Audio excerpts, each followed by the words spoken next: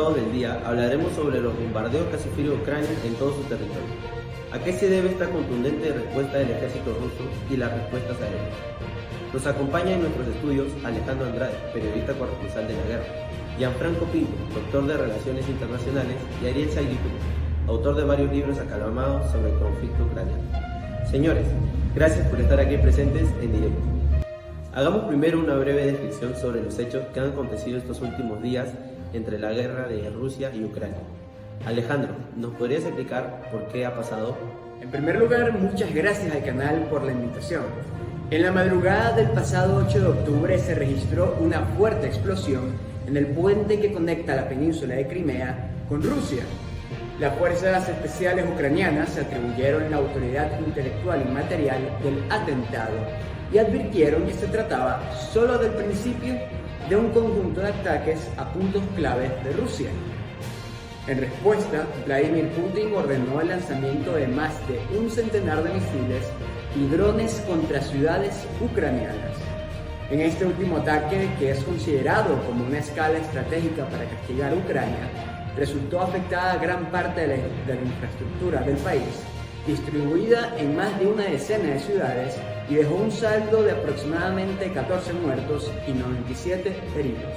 ¿Y cuál ha sido la reacción del presidente Zelensky y de los países aliados a Ucrania?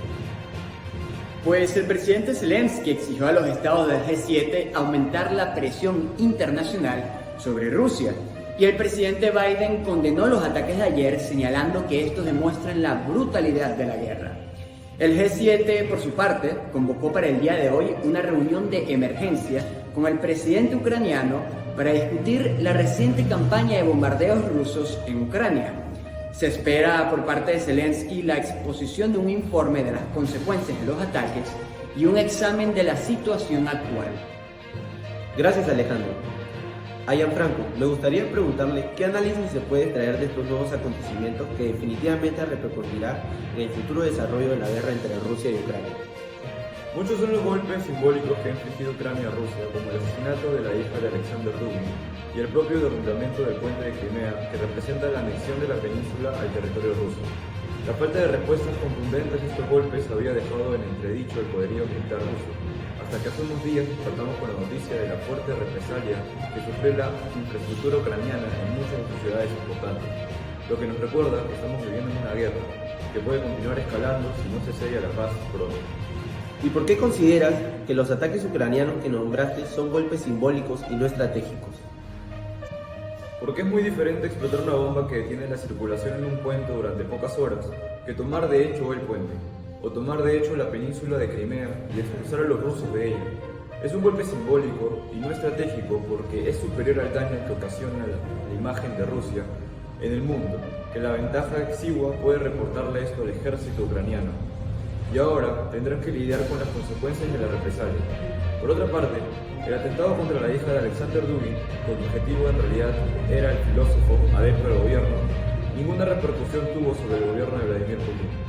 Ciertamente es un golpe emocional, pero no estratégico por cuanto la hija no ocupaba ningún cargo sustancial en el país. Muchas gracias por el comentario, Gianfranco.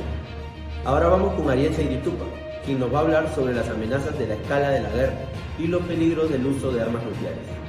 Muchas gracias, Fabricio. Parte de la escalada de la guerra consta no solo de los nuevos peligros para el mundo, sino también de la inclusión de nuevos países en el conflicto, y que durante los últimos 5 meses Ucrania ha luchado contra Rusia con el apoyo económico de los países de la OTAN. Aunque estos no parecieran interesados en involucrarse directamente en la guerra, Rusia por ahora ha combatido sola y con el apoyo inocuo de los países de la región, que están alineados en su polo de influencia como Venezuela o Cuba. Pero entre Rusia y Ucrania existe un país apenas mencionado, que es Bielorrusia, que en el contexto es aliado de los rusos. Hace poco el dictador bielorruso Alexander Lukashenko denunció que Polonia está entrando combatientes para ejecutar sabotajes y un levantamiento militar contra él. Esto deja entrever cierto interés por parte del dictador e incluirse de lleno en la guerra, o sea, abriendo un frente en el norte de del mismo país de Ucrania, y considerando que Bielorrusia abolió en febrero su estatus de país no nuclear y Polonia recientemente ofreció a Estados Unidos albergar armas nucleares, el conflicto entre Rusia y Ucrania puede llegar a aumentar su dimensión internacionalmente. ¿Y qué movimientos está realizando la OTAN ante esta escalada? Hoy el secretario de la OTAN anunció que la próxima semana se realizarán ejercicios de organización destinados a la disuasión nuclear para demostrar firmeza al Kremlin.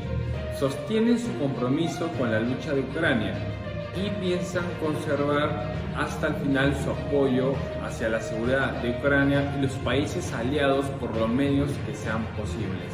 Gracias, Ariel, y muchas gracias a los invitados de hoy. Quedan muchísimas incógnitas que responder. En el desarrollo de la guerra iremos dilucidando en este programa.